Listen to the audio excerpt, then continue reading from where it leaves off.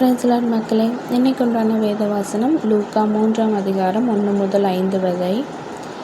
திபேரியாராயன் ராஜபாரம் பண்ணின 15ஆம் வருஷத்திலே பொத்திலாயிலிருந்து யூதாவுக்கும் தேசாதிபதியாயும் எரோது காற்பங்கு தேசமாகிய கலிலேயாவுக்கும் அதிபதியாயும் அவன் சகோதரனாகிய பிலிப்பு காற்பங்கு தேசமாகிய இந்துரேயாவுக்கும் திராதோனித்து நாட்டிற்கு அதிபதியாயும் லிசானியா காற்பங்கு தேசமாகிய அபிலேனுக்கு அதிபதியாயும் அன்னாவும் காய்பாவும் பிரதான ஆசாரியாயும் இருந்த காலத்தில் வனாந்தரத்திலே சகரியாவின் குமாரனாகிய யோவானுக்கு தேவனுடைய வார்த்தை உண்டாயிற்று.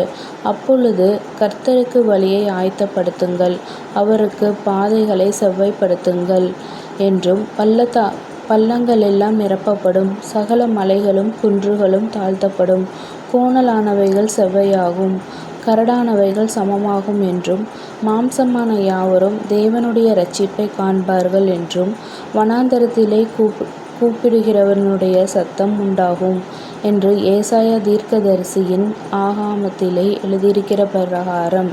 ஆமென்.